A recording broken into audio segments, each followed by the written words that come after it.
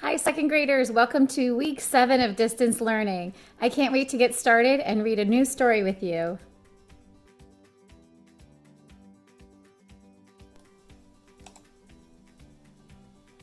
Being a good citizen. What do good citizens do?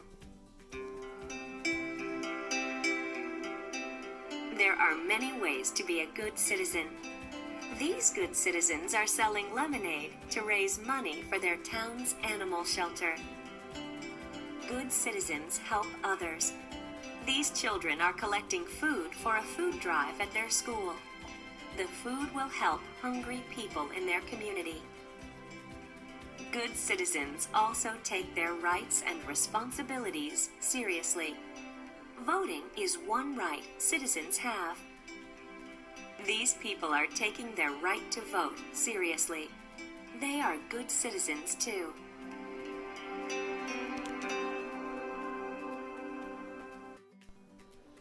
Did you know that you are a citizen? Well, what is a citizen? So we've talked about that word a little bit in the past. I wonder if you remember. A citizen, it's a really cool word, is a person or a member of a community. So, where are you a citizen of?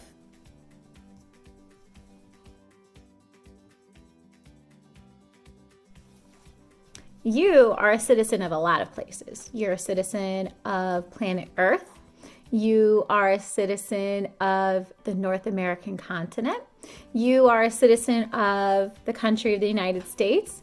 You're a citizen of the state of Connecticut.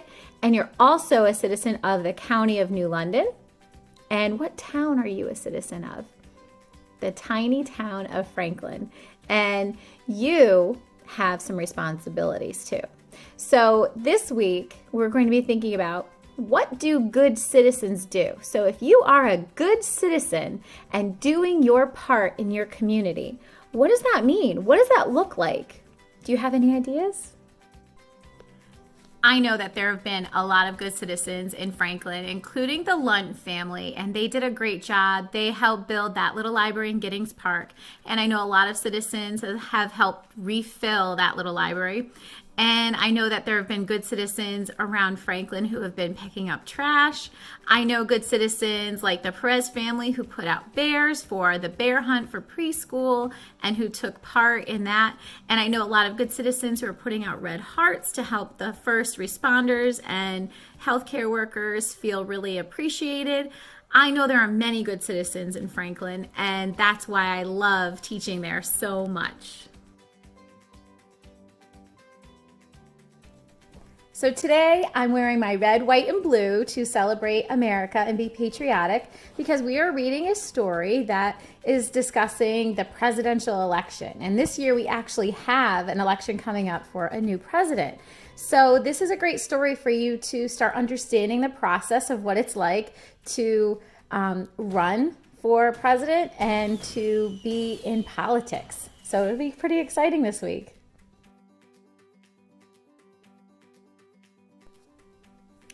This week, we're going to be talking about two main characters. One is Grace and the other is Thomas.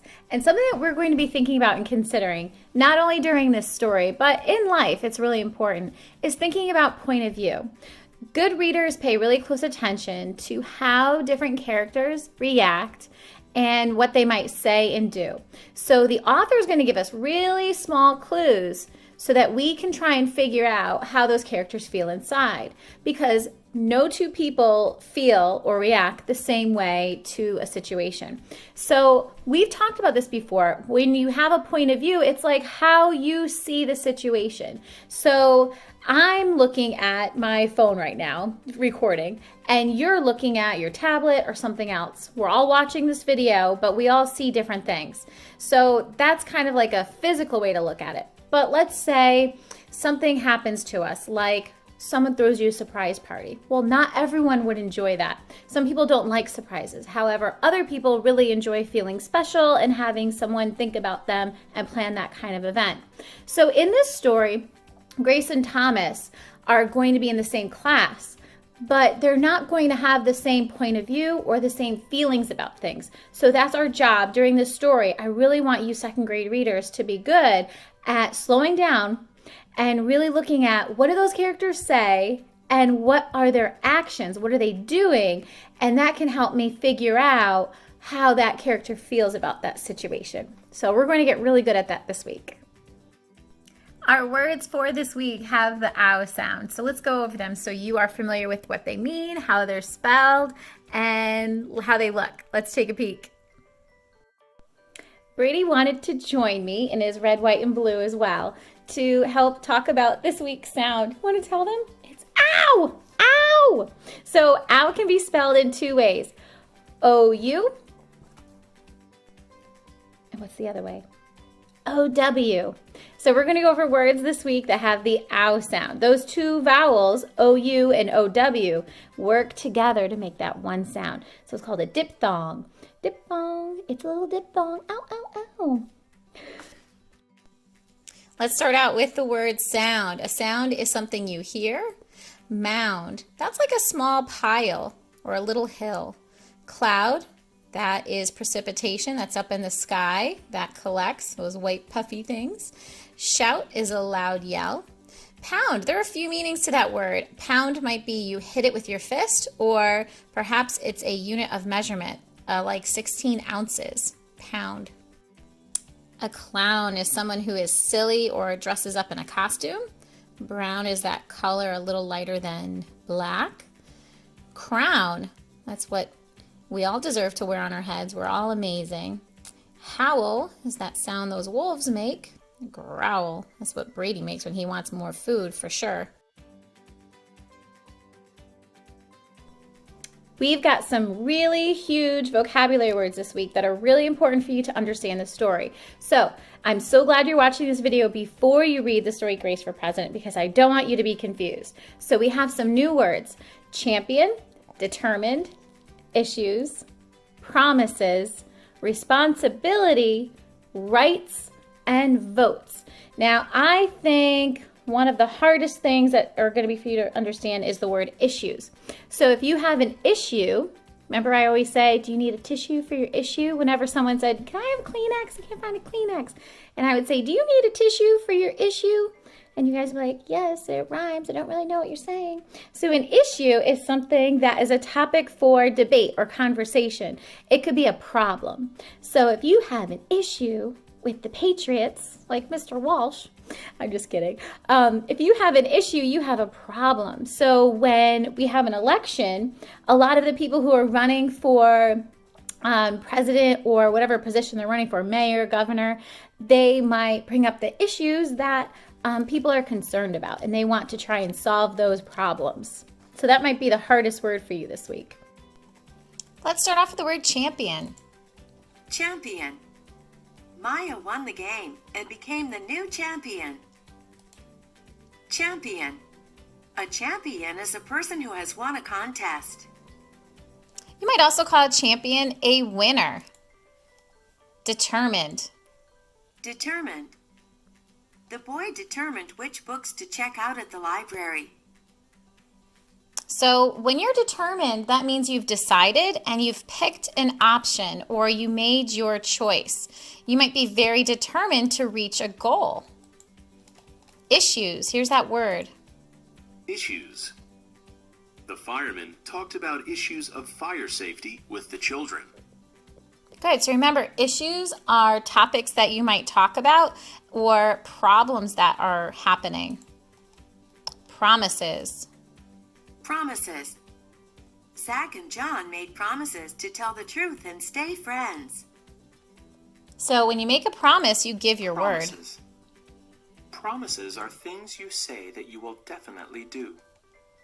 You shouldn't make a promise unless you plan to keep it. Responsibility. I see this boy has a lot of responsibility right in his bedroom. Responsibility. It is my responsibility to clean my room every week. In class, you all had responsibilities as well, and you had to keep your desk clean, hang up your coat, you had to sign in, do your homework, you had classroom jobs. When you have a responsibility, it's your duty to do it. Rights. Rights. Going to school is one of your rights as a citizen. Rights are things that you are allowed to do. Volunteered. I see that's a past tense word. It has an ED at the end. Volunteered. I volunteered to help plant flowers in the garden. Oh, maybe you're doing that with your family too. Volunteered. If you volunteered to do something, you offered to do it. So when you volunteer, that means you don't expect any payment for it. This word is not on our list for our vocabulary words, but it is an important word that we're going to read in the story. Here's our word, votes. Votes. I wonder who got the most votes in our class election. Votes. Votes are choices made by people to elect someone or opinions given to decide something. So your vote is your choice.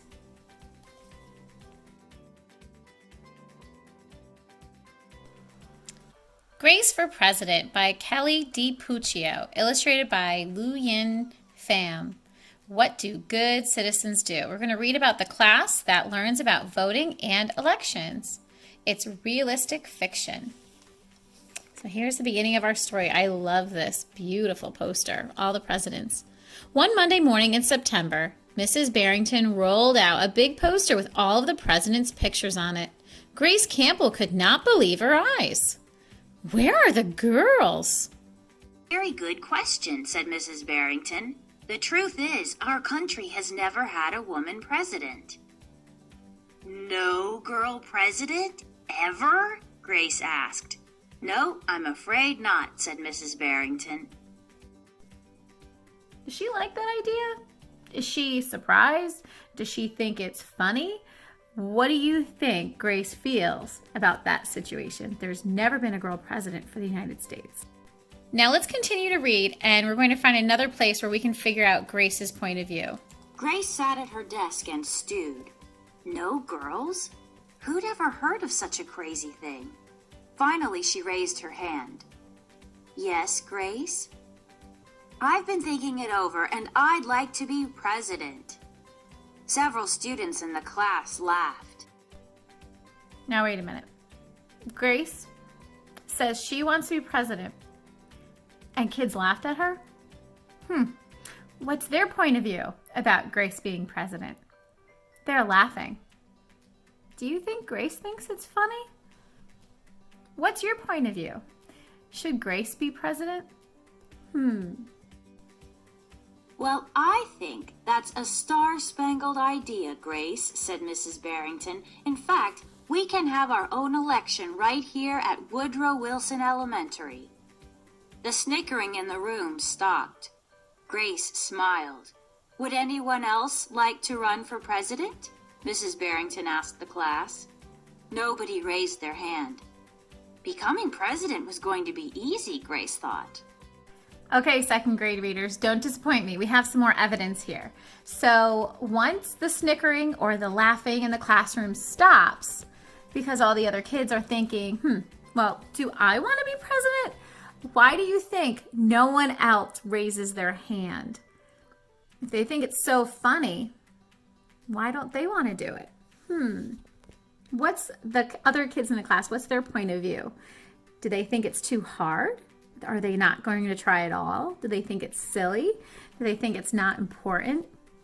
Well, I know Grace is excited, and she sure has a lot of confidence. Let's see what happens. The next day, Mrs. Barrington made an announcement.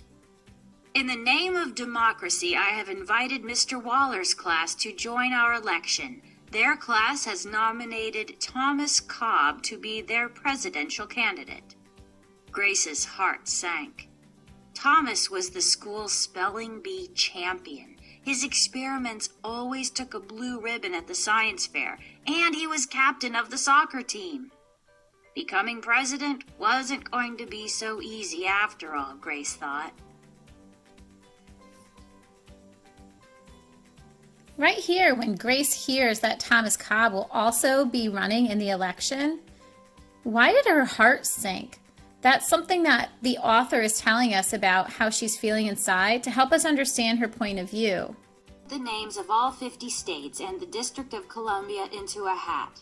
Everyone except for Grace and Thomas got to choose a state. Okay, now here's where the story gets a little complicated. So when we have a presidential election, we have something called electoral votes. So when they have the school at Woodrow Wilson, at Grace and Thomas's school, they have their election. They do it like a real election, like we do in the United States. So we have 50 states, but not all 50 states have people evenly spread out all over the country. Some parts of the country are so cold, like in Alaska, there are hardly any people there. It's just way too harsh of an environment to live in, and it's a harder life, so not many people live out there. But then when you look at a state like New York, we have a lot of people that are in the big cities, and then we have Connecticut, where we have, you know, a quiet side of the state, a busy side of the state. We have cities, but we also have rural communities too. So when you have an electoral vote, that means states that have a lot of people living in them get more votes. And states like, say, Montana or Iowa, where there's lots of farms and mountains. Iowa's a plain state, but in Montana, there's like more big properties and open space. There's not lots of people. They don't get many electoral votes, like states like Texas and California. So that's where, when those kids pick those states, they may have more votes than their friend based on whatever state they've picked. So let's see. Hopefully my explanation helps you to understand the story a little bit better. Texas, said Anthony. I'm New Hampshire, said Rose. I'm Michigan, said Robbie. What does the number 17 mean? Each state is assigned a number of electoral votes. That number is determined by how many people live in that state, said Mrs. Barrington. Each of you will be a representative for your state. Altogether, our country has 538 electoral votes, Mr. Waller explained. On election day, the candidate who receives 270 electoral votes or more wins the election. Why 270? Asked Rose. That's more than half of all the electoral votes, Mr. Waller said. Okay, let's see what happens. Becoming president really wasn't going to be so easy, Grace thought. Grace came up with a campaign slogan. Make history, vote Grace Campbell for president. Thomas came up with his own campaign slogan. Vote for Thomas Cobb, the best man for the job. I have to admit, I really like how his slogan rhymes. Grace listened to what issues were important to the students, and she made a list of campaign promises. A peaceful school, no bullies. A cleaner school, no littering. Better hot lunches. No more fish stick tacos. Thomas made up his own list of promises.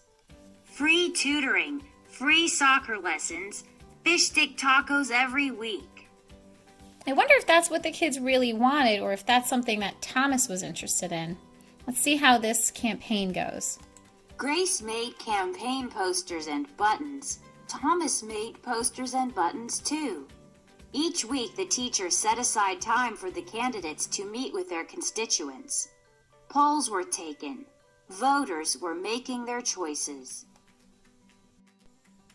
Grace continued to campaign. At recess, she gave speeches. During lunch, she handed out free cupcakes. After school, she held rallies. So let's stop and think here. She did a lot of things to help campaign or to try to win votes for president. So I see in bold that the author actually wrote what she did. Can you name the 3 things she did? All right, let's see what Thomas did for his campaign. Meanwhile, Thomas wasn't worried. He had cleverly calculated that the boys held slightly more electoral votes than the girls. At recess, Thomas studied his spelling words. During lunch, he worked on his latest science experiment. After school, he played soccer. Was Thomas really trying hard during his campaign? Let's see what happens as we get closer to the election. Even before the election, Grace made good on her promises. She joined the safety squad. She organized a school beautification committee and she volunteered her time in the school cafeteria. So a beautification committee, that's something that might help the school look better. It looks like she's painting the walls and maybe she was planting things. But it looks like she wants to make the school look better and be a better place to learn. In early November, Woodrow Wilson Elementary hosted a special Election Day assembly. Grace and Thomas took their places on stage as the school band began to play. Let's see who's going to vote for Thomas, who will vote for Grace. Let's see what happens. Our last state is coming to vote. Thomas grinned. Grace felt sick. Sam walked up to the microphone. He looked at Thomas. He looked at Grace. He looked down at Grace's handmade flag. Sam didn't say a word. "What are you waiting for?" Thomas whispered. The band stopped playing. All eyes were on Wyoming. Finally, Sam cleared his throat. The equality state of Wyoming casts its 3 electoral votes for Grace Campbell. Yay! The gymnasium erupted in loud cheers and a few boos. Mrs. Barrington approached the podium. With 270 electoral votes, the winner is Grace Campbell. Thomas looked stunned. Grace hugged Sam. "Why did you do it?" she asked.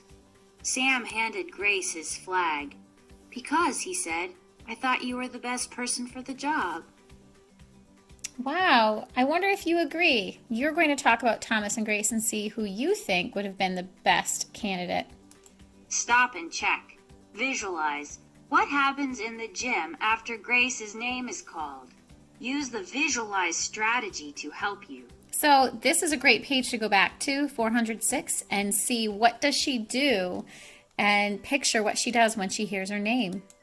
The following week, the students in Mrs. Barrington's class were preparing for their career day presentations. Grace volunteered to go first. She stood at the front of the room and glanced at the poster still hanging on the wall.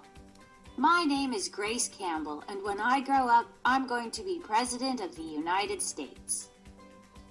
This time, everyone believed that she would. I wonder what made this time different from the beginning of the story when she said she was going to be president.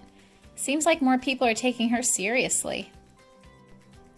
Did you expect Grace to win? Well, I'm really proud of her. She worked really hard. And I like that story because it just shows that you are going to get what you want if you work hard for it. So Grace had a goal and she worked really hard and campaigned, and she was a great candidate. But I also want you to think about all the accomplishments that Thomas had. He has a great record for winning. So you, as a second grader, are going to decide, who would I have voted for if I were a member of that class and I was a member that got to vote in that election for Grace or for Thomas. So I want you to kind of debate with me who you would have picked and who you would have chosen as president of that class.